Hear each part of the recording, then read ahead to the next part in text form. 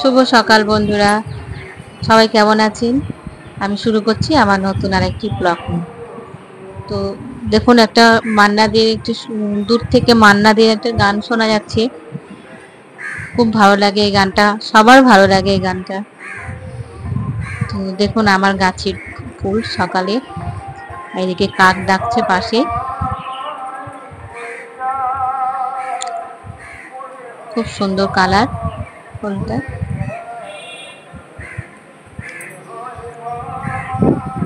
তো আজকে আমার ব্লগটি হয়তো বেশি বড় হবে না কিনা আমি জানি না। তো আমার ঘরে মিস্ত্রি লেগেছে, জলের যে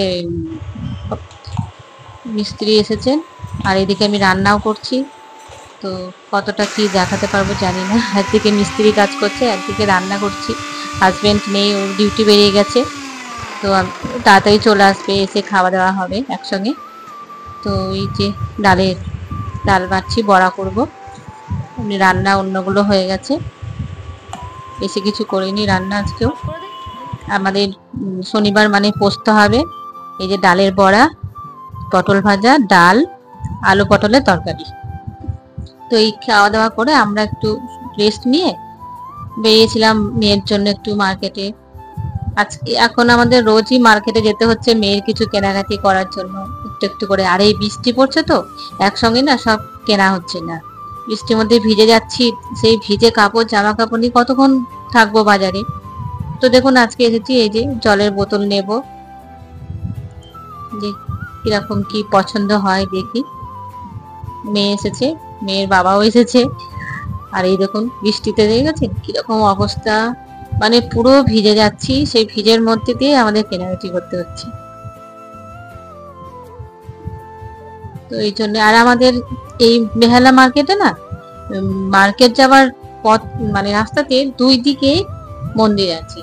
বাবা পঞ্চনন্দী মন্দির, কালকে তো দেখালাম বাবা পঞ্চনন্দীর মন্দির। আজকে চলুন দেখাবো মা সিদ্ধেশ্বরী মায়ের মন্দির। এই যে আজকে শনিবার, মায়ের প্রথম শ্রাবণ মাসের প্রথম শনিবার। এদিকে বাবা ঠাকুরের পুজো হচ্ছে, আর এদিকে মায়ের পুজো হচ্ছে একই মন্দিরে। তো দেখুন তো সুন্দর লাগছে মায়ের মন্দিরে।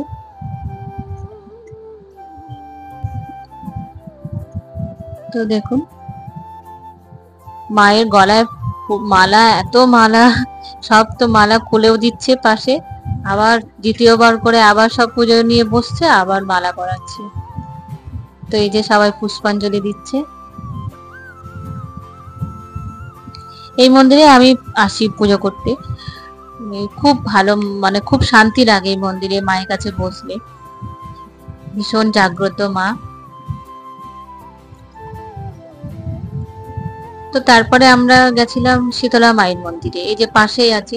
তো এই মন্দিরে প্রণাম করার সময় মায়ের হাত থেকে পদ্ম পড়ে গেছিল। তো সেই পদ্ম পুরোহিত মশাই আমাকে ডেকে বললেন যে তুমি প্রণাম করলে, তো তুমি নিয়ে যাও পদ্মটা।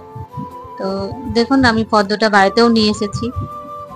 এই যে চা খাচ্ছি, মানে এত বৃষ্টি হচ্ছে, তারপরে দাঁড়ানোর জন্য চায়ের দোকানে আমরা দাঁড়িয়েছি। তো কি করব, চা তো খেতেই হবে।